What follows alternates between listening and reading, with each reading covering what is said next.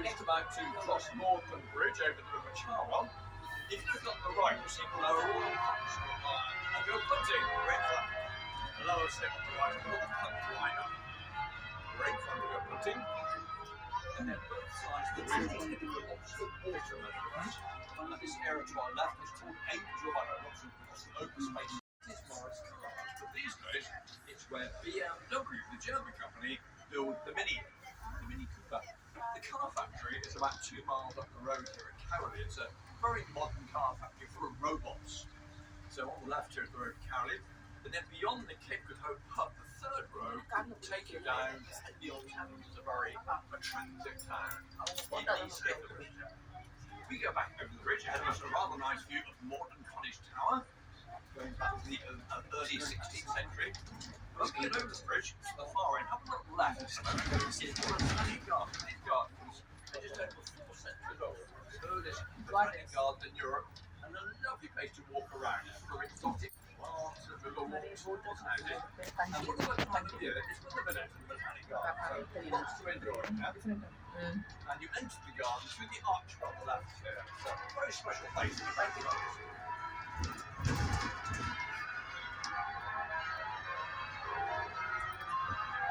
Left coming up is a road lane going down into the meadows. And ahead of us, a rather nice view back on High Street. The dome already peeping over the top directly ahead is the combination called Balliol College. Balliol, of course, is Boris Johnson's old college. Ahead of us on the right, behind the trees coming up, is a small but very interesting students here at the end of World War II and thereafter they went to Auckland. And also here, very confusingly, the other William Morris. We have two very well-known William Morrisons. There's the engineer, the man behind Morris Cars, of course. And here at Exeter College, William Morris, the artist, the designer. And there's some examples of work inside the college here. Just slightly in front on the right, behind the railings there, see the step leading up to the front door for what's now the Museum of the History of Science.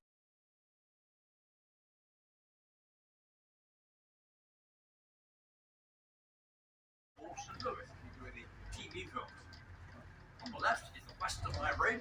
Once you go in there, it's entirely free. It's an exhibition area, very nice cafe, shop, toilets, lots to enjoy, and free to go in. And on the right, Cat Street will take you up to the Bridge of Sighs, based on the Bridge of Sighs in Venice. It's up the road, tucked around the corner, the Bridge of Sighs. Can you go back up Parks Road? And on the right again, we have Wadham College from the year 1610. Now, Wadham is where Sir Sethukarnan was a student, and he became the professor of astronomy here before he became a really well-known architect. And then over the higher wall coming up, we have the garden of St John's College. We'll see St John's a bit later on. The St John's College goes back to the year 1555, and St John's is extremely wealthy. They have tremendous property and land holdings all over the country. And if you visit St John, you'll find wonderful gardens there. It's a very striking building, both ancient and modern. St John's have been very clever, and they built ultra-modern into the ultra-ancient, and it's worked really well.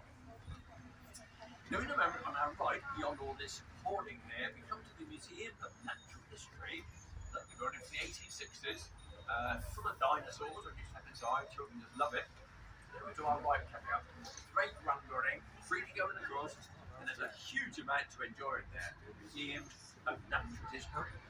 Fantastic place. On the left is Keble College, Oxford's first brick college, going back to the 1870s with its very elaborate, what's called polychromatic brickwork. It gets more and more elaborate the higher it goes, and that's designed to take your eye up towards the heavens.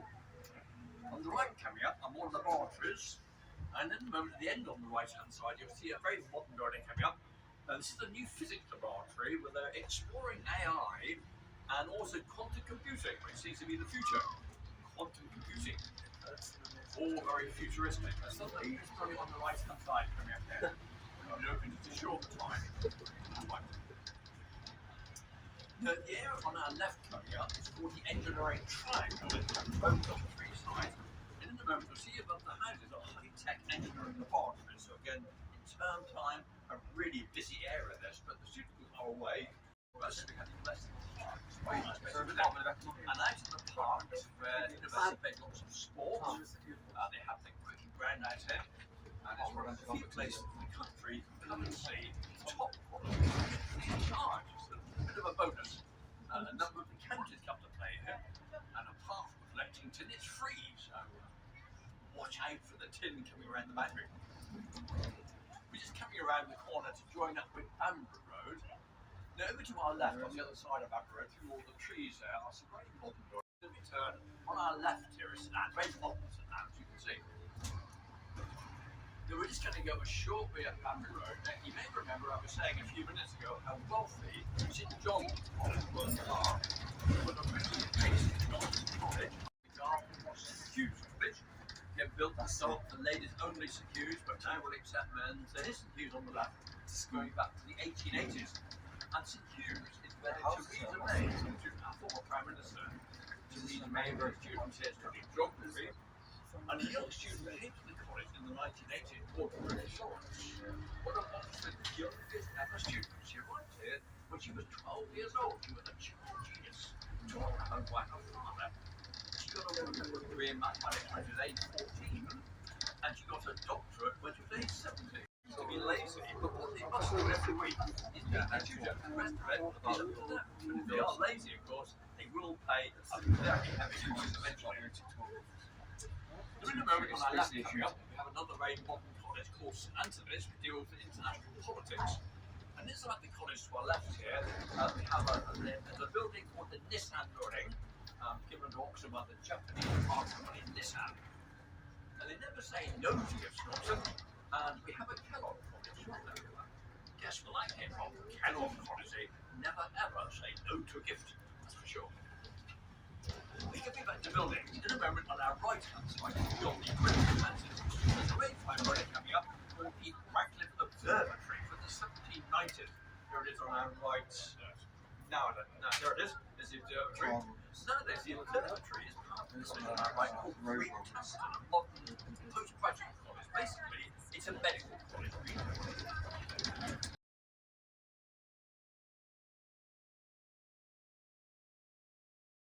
Furniture at Oxford is the birth of the baby. Never the example, which is far too formal, so I'll see you at the birth of the baby.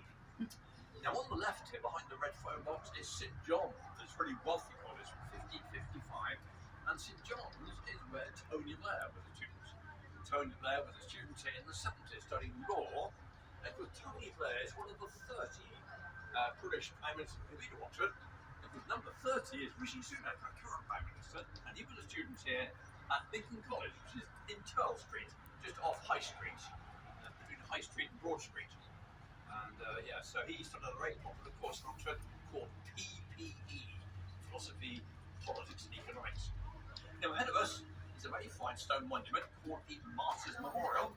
And up on the monument, straight ahead, are three bishops, Bishop Latimer, Ridley and Cranmer, and they were put to death by burning at Oxford during the reign of Queen Mary Tudor, always known of course as Bloody Mary, and she was trying so hard to make England much more Catholic. They refused to become Catholic and changed birth to death in Broad Street. Latimer and Ridley, 1555, and Thomas Cranmer the following year, 1556. This is Beaumont Street. Over to our right here is the Ashmolean Museum, Britain's oldest public museum.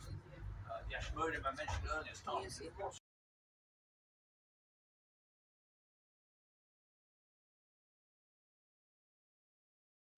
1908. And lots of those buildings are still here as part of what nowadays we call Worcester College. Worcester has a lovely garden with a great big lake in the middle.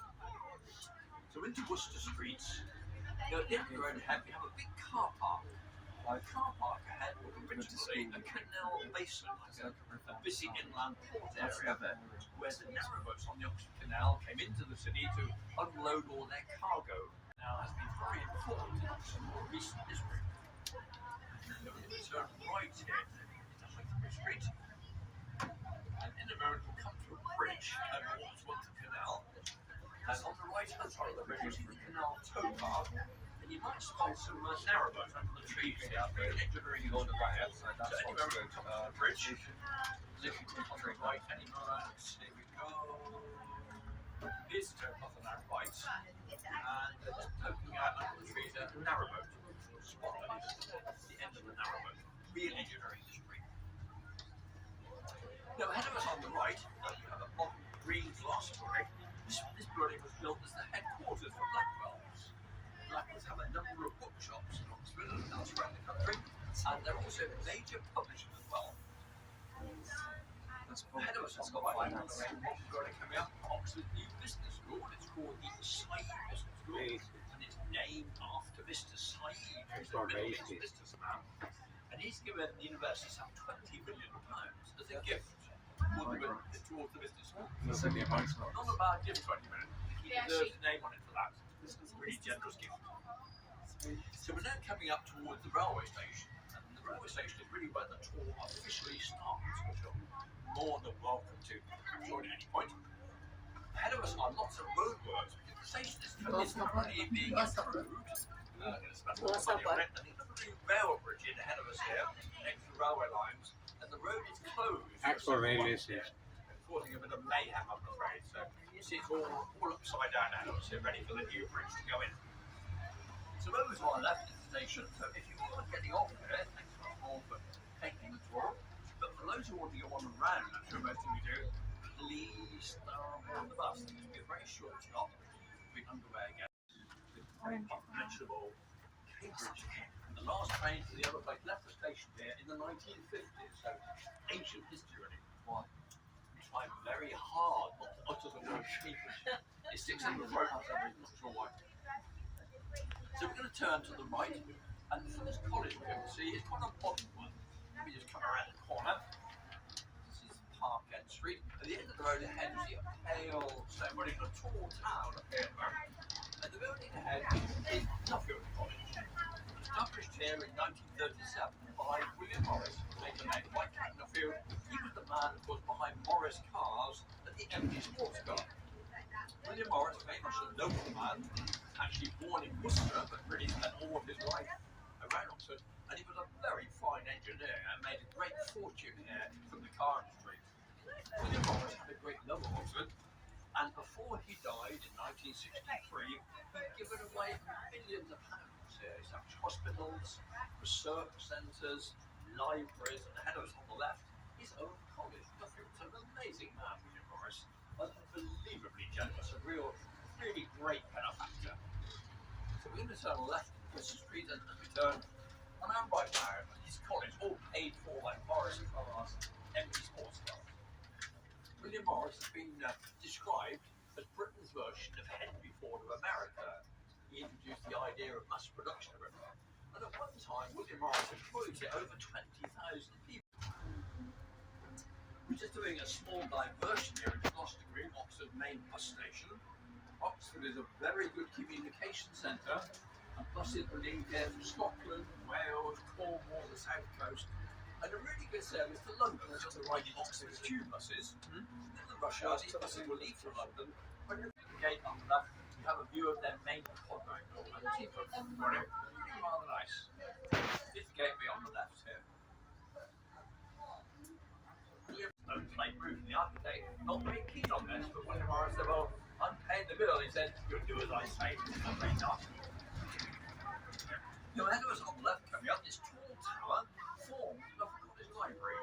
On 10 floors, they store about 70,000 books. You climb to the top of the tower. There's the volume, so they are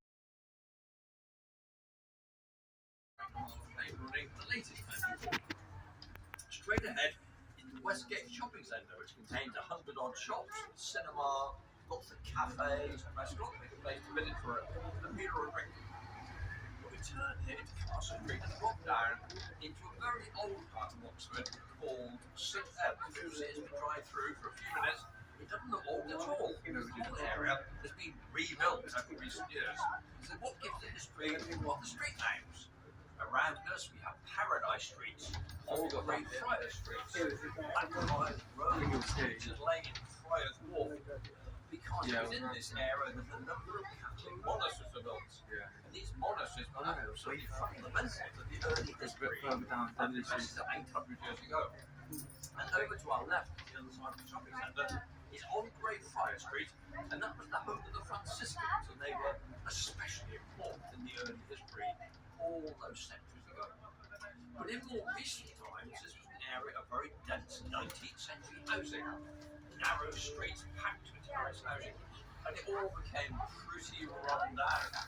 And so in the 1960s, the local authority, the city council, decided they would just clear the whole area and start again. So see, everything now is modern, but in reality, this is a really, really ancient place. But you don't look it, because everything is also new.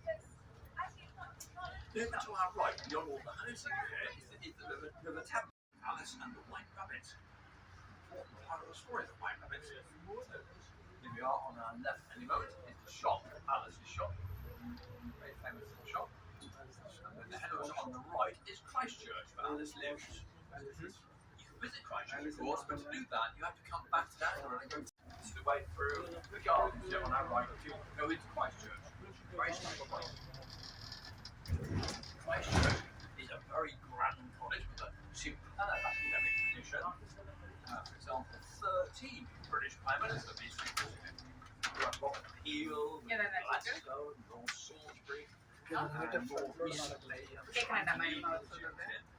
so Addington Kew is here. Church again. Visit, go up there, wonderful view. And then we turn right here, it's a high street, a wonderful street to explore.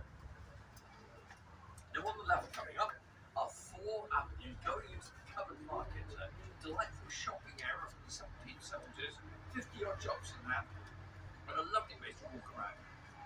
Just in front on the left is the Church of All Saints, not named the church anymore. You know, the library of Lincoln College, and Lincoln, of course, is where our current Prime Minister Rishi Sunak would have lived. So this is his library here in the church on our left-hand side.